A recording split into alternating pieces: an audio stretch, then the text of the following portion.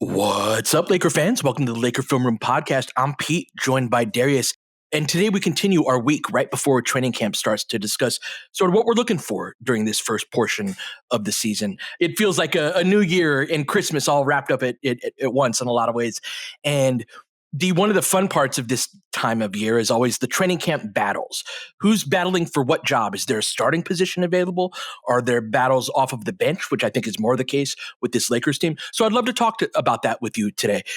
I'm of the opinion that with Vando kind of questionable right now, that the starting five is a fairly obvious one and there shouldn't be really a job available. Now, there are lineups that I definitely think should be explored throughout the year, and maybe we find something down the line that's more workable, whatever. But I think that if Vando is out, it's a fairly obvious five. Are you of that same opinion, D, or do you think that there's some job or some role available in the starting group? No, I think that the starting spot should come down to either Vando or Rui. Longtime listeners of the pod know where I lean in terms of that direction. Like, I would actually be hopeful that Vando would be sort of ready for camp, because I'd love for there to be a true camp battle between Vando and Rui, and like, may the best man win. Mm-hmm. Sort of opposite sides of the same coin in a lot of ways, in terms of like being a bigger versatile forward, one whose strengths skew way more towards offense and one whose strengths veer way more towards defense, and them having limitations, real limitations to overcome. But I don't see another player on the roster that could step in and compete for a starting spot. Like, if the Lakers had another viable big man, then I might argue differently, because I might make the case that you could start AD at power forward and slide LeBron down, but that's just not the construction of this roster at this point. Yeah, that's the obvious one, right? Is that battle at the three. I'd love to see one day a team go that baseball route of, have the left-handed hitter go against the right-handed pitcher and the right-handed hitter against the lefty sort of. I think there are different teams. I was just thinking as you were talking about that, like, if we're playing Dallas, that's a Vando team to me. But if we're playing Memphis, that's a Rui team to me. And there are, I think, different matchups, and I think the Lakers roster has a bunch of different skill sets on it that sort of putting the team in cruise control, running the same scheme every game. We talked about this more in yesterday's pod, and not leaning into the potential versatility, you leave a lot on the table. And so a lot of it's going to come down to how much does Redick want to change from one game to the next. But that battle at that spot, do you think that in the reality that Vando is out for now, right? And also in the context that he was out all summer, meaning he hasn't done any of the work that they've done, right? He will, when he comes back, that will be the first basketball he plays for Redick. And so I think we are sort of cast off into the Rui direction, whether we want to be or not. I agree with you. I wanted to explore the Rui starting thing, but I agree that Vando's the better fit. That said, I think we're kind of cast off in the Rui direction. Is it possible to kind of wrangle that back in with Vando? Let's say hypothetically Vando comes back and it's right toward the end of the preseason. Is it an opening night? Hey, we figure it out from here type of point? Like, we've played this group before. Like, kind of where's your head at on how rigid the Vando Rui thing is? I think it needs to come down to like how folks play together and how good Vando actually looks. When Vando first returned, for example, last season, he did not look ready to play. Took him a while, good 10, 12 games, yeah. At a level where it's just like, okay, well, you're back. He also, once he did start to look like he was back, I thought there should have been way more dialogue about like, this dude should be playing more. And maybe there was medical stuff behind the scenes. The Lakers are becoming, if not in my mind, have already become one of the more notorious, like, we're not transparent about injury stuff teams. Like, I used to look at the Spurs that way, or other teams that way. And now I look at the Lakers that way, honestly. And maybe under new direction with the coaching staff and with, I believe they made a hire.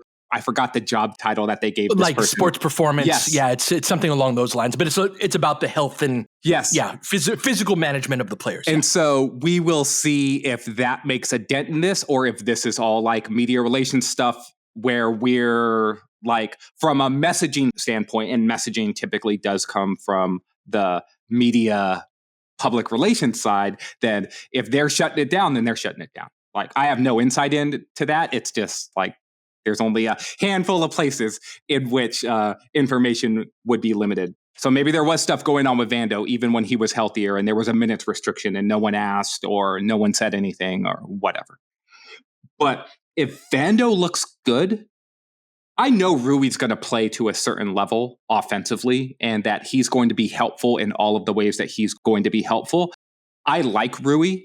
I just think that we should be having a bigger conversation about like what Rui's limitations are in the same way that we talk about Vando's limitations. And so when you're talking about the starting lineup stuff, if Vando looks good, that should be thrust into the conversation again. And we should be giving him the opportunity to start and play a lot of minutes, basically. Well, I think the overall point is they do totally different jobs.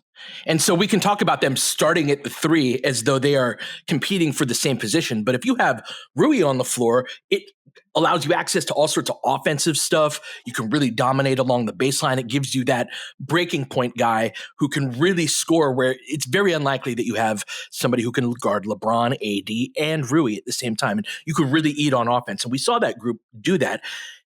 Vando does a completely different job. And so I almost feel like it's a choice on what you want to be as a starting lineup. I would, in a lot of ways, that if injury comes into play, you don't necessarily have that choice.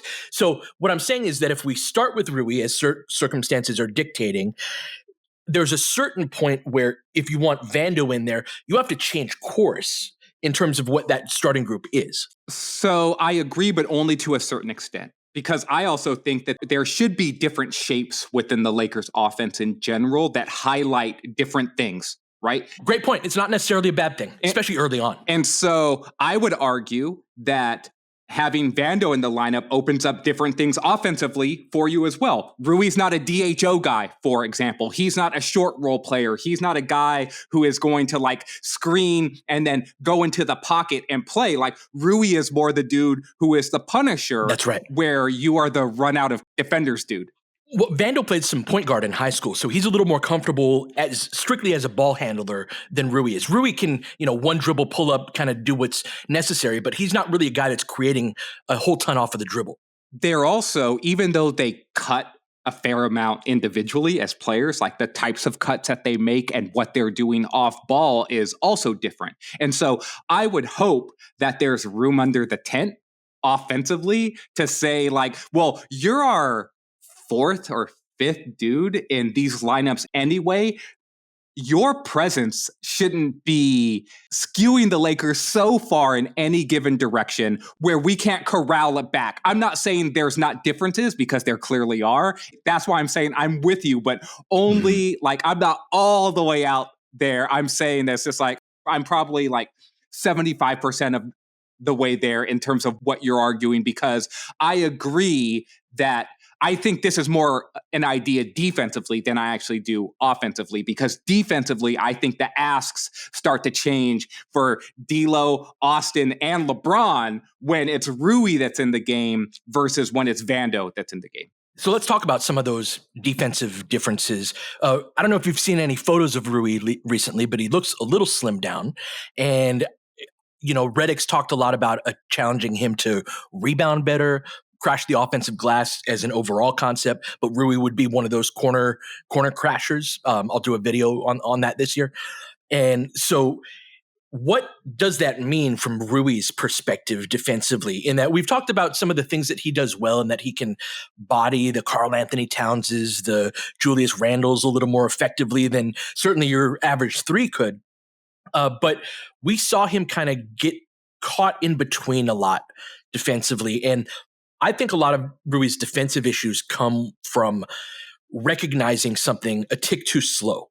And it's even if it's, Michael Porter Jr. is going off of his screen now and reading that just a tick too slow. This is an area where I think the level of seriousness of detail that your coaching staff has, and just like culture and environment, matters a lot. Because if that's the case, Rui's a super talented dude. If we can find a defensive role for him, we're in business, because he's going to be able to score against a lot of teams and just be very helpful if he can find a proper defensive role. So I would argue it's everybody's job to help Rui see the off-ball stuff that he misses anything like that, it's in everybody's best interest to help him get there. So let's take a break here. And on the other side of it, I want to hear from you what you think that looks like.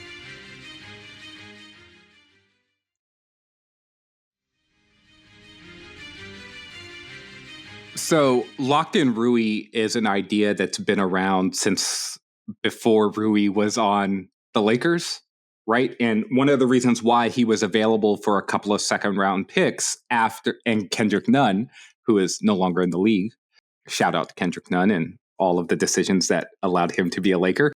All these physical tools that you have, are you going to optimize them and leverage them in a way where you are closer to your ceiling as a player? And I think we've always looked at that from Rui as an offensive idea. Like he was compared to Kawhi Leonard when he was coming out of Gonzaga. And, big hands, physical forward, he can do all of these things.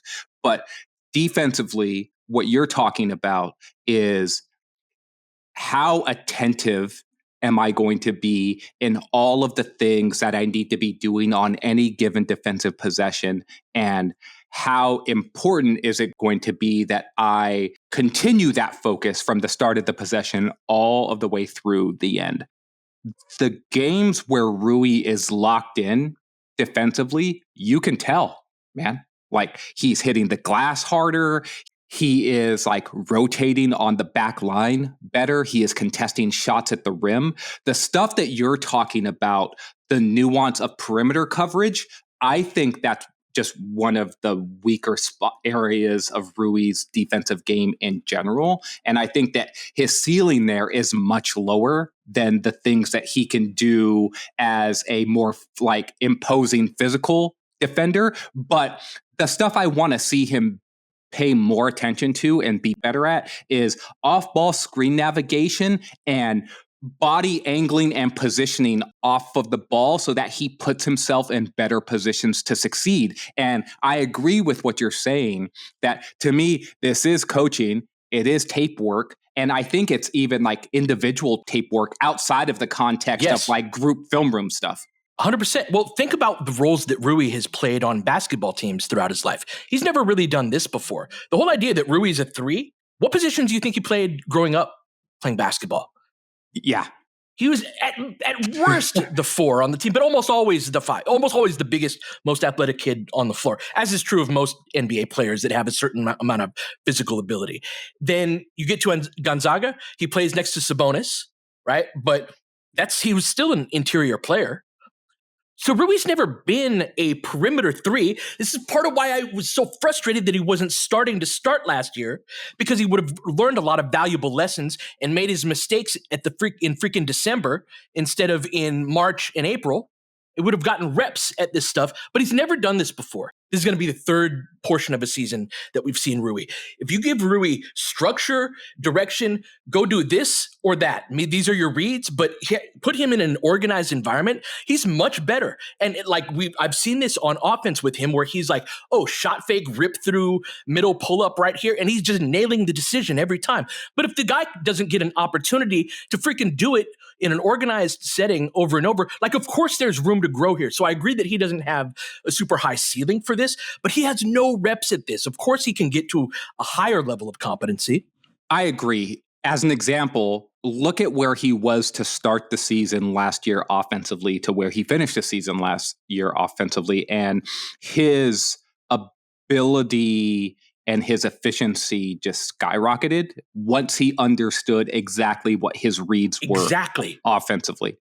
I will be honest, though, I do not expect that same sort of growth defensively from Rui. It's a different level of engagement and want.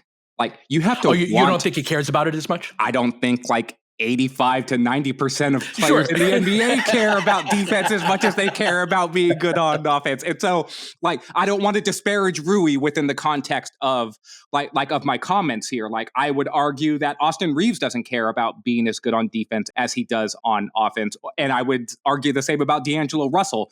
There's a certain side of the ball where your natural inclination veers towards, and only the truly, truly, truly, truly great players have that inclination on both sides of the ball. The Kobe's, the LeBrons, the guys who could be MVP of the league and Defensive Player of the Year. That's a very short list. So even players that could be MVP, like look at the MVP list from last season. It's a bunch of guys who skew offense, right?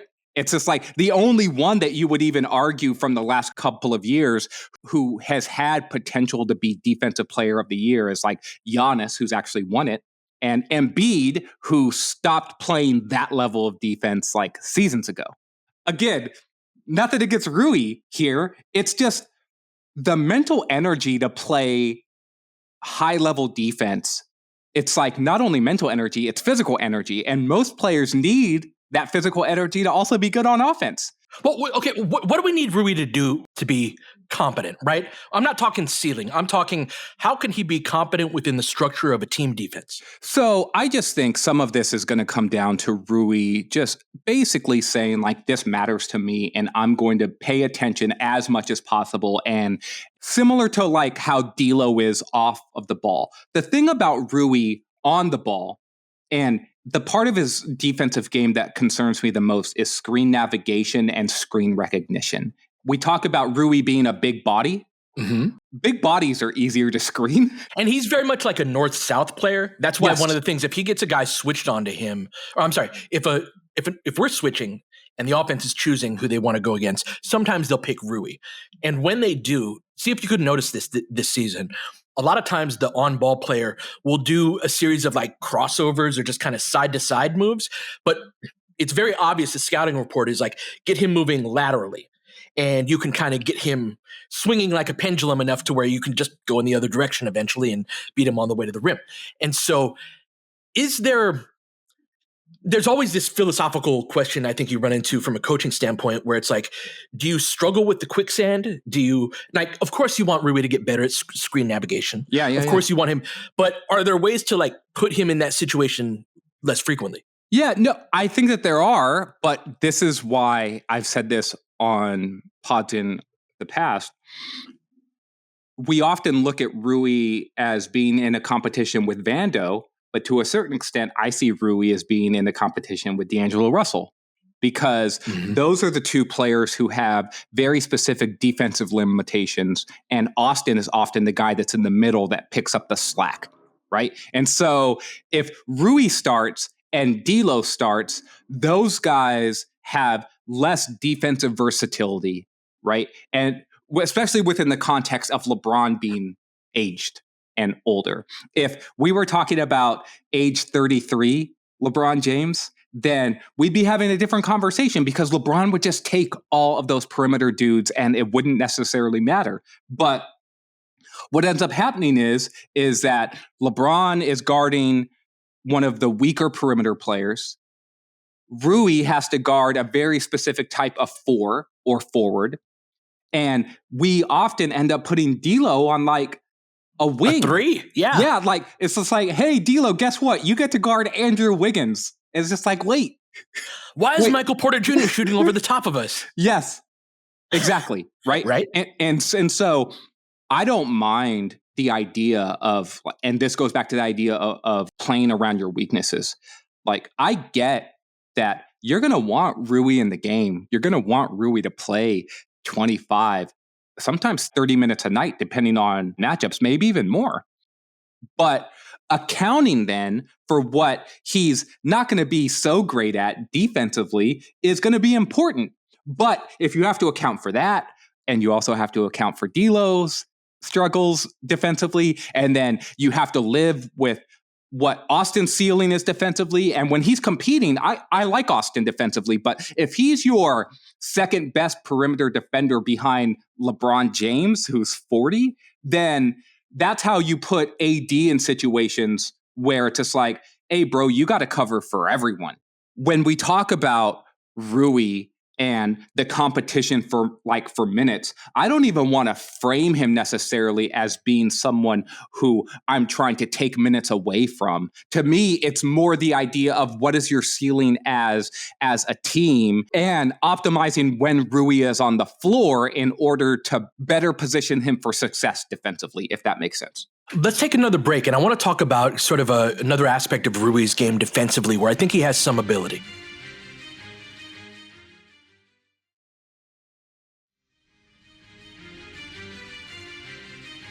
I didn't know we were going to go in this direction in today's pod, so I will have more detail on this in a future pod.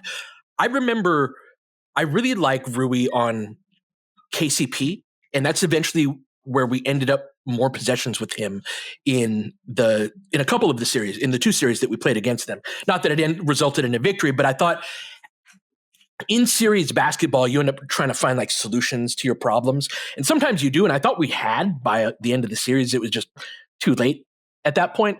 But one of them was, it's less harmful. Like KCP can get hot, but like Michael Porter Jr. scores. That is why he's in the NBA, and he's just a higher level threat as an offensive scorer than a KCP was. And so Rui has some ability on the perimeter that I think, especially if you can engage him on the ball, it's more when things get in the scramble and rotation, I think he can miss some reads a little more often. Again, I'm speaking from a place where like I wish I had watched tape on this more before we started talking about this, but this is my recollection. The thing is that Rui's a really good athlete. He's huge as hell.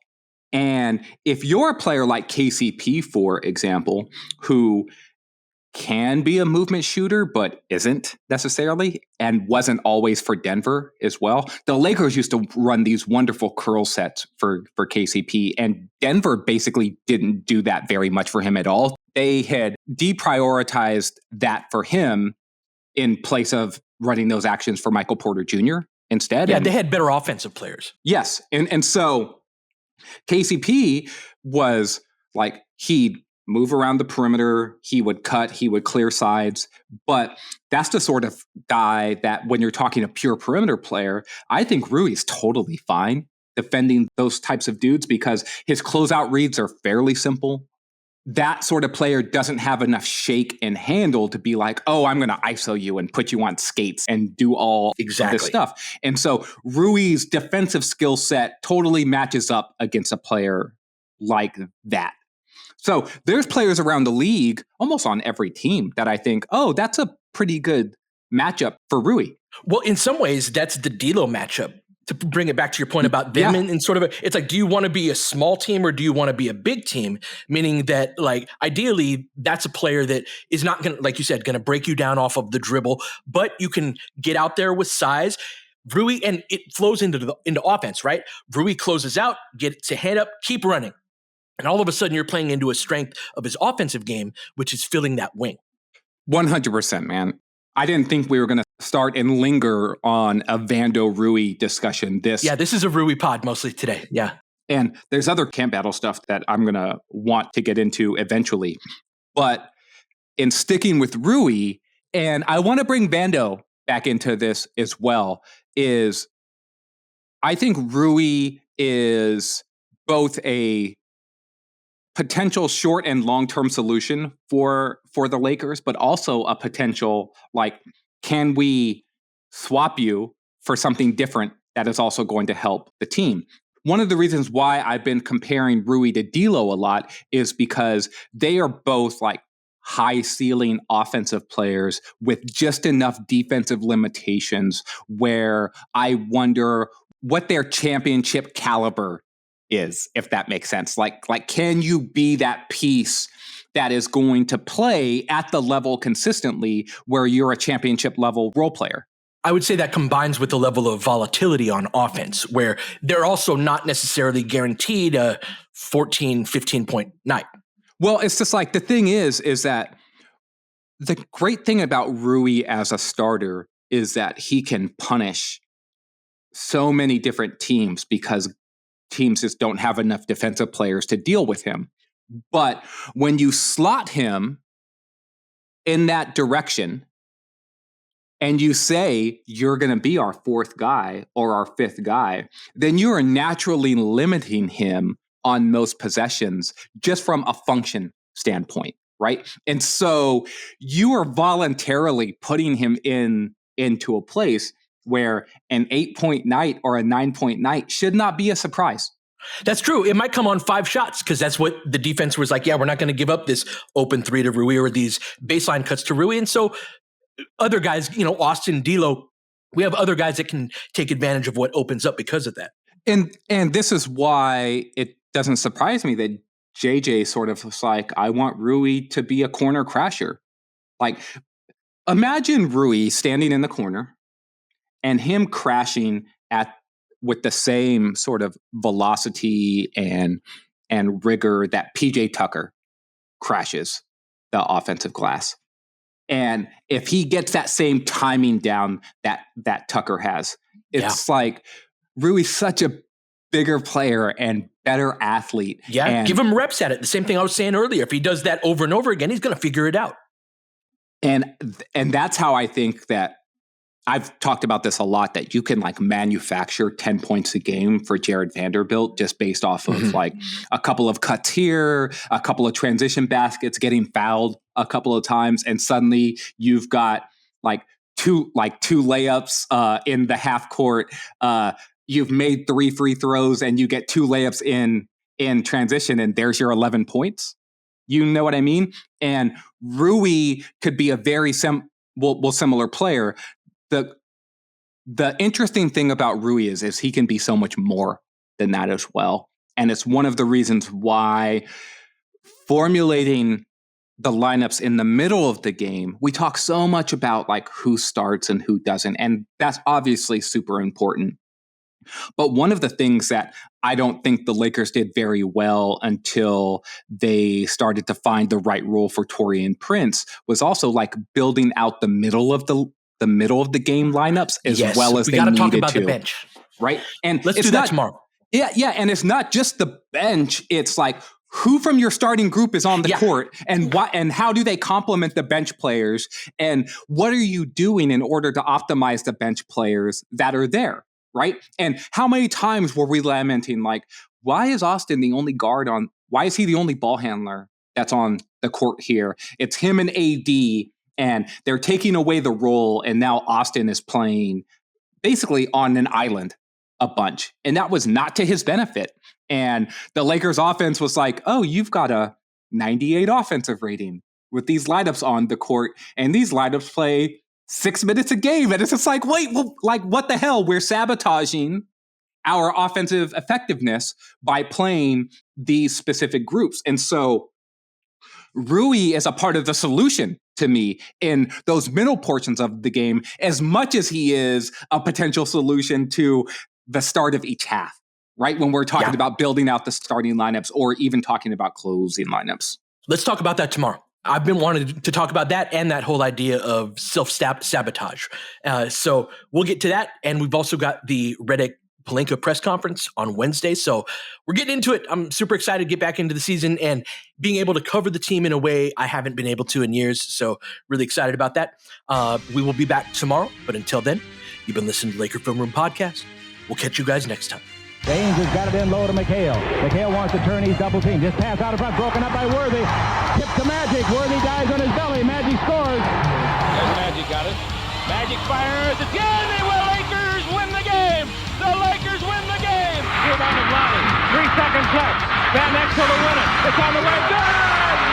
Kobe Bryant, 48 points, 16 rebounds. Shot with his 8th block shot that ties an NBA Finals record. A lot of Laker fans sticking around for this. You're seeing something that's very rare indeed. A Laker to get MVP chance in Boston. Of all places. Are you kidding me? Kobe, hard to believe. Are you kidding me? Unreal. Are you kidding me? Lakers looking to push. Bryant spinning in the lane. Back for Gasol. Pretty pass. And it's back to a 3-point game. Kobe Bryant picked up by Bell. There's the move. 2, 1. Miss it. Unbelievable. For the victory. It's over. Shot clock now to 5. Bryant. Yes. And that was a little tap to Alvin Gentry. Add insult to injury, Kobe. I mean, what a shot. I mean, you can't defend that. Are you kidding me? 2.1 seconds remaining. Denver a foul to give. Jokic Trying to disrupt Rondo. He puts it in. Here's Davis, 4-3 in the win. Oh, it's good! Anthony Davis has won it for the Lakers!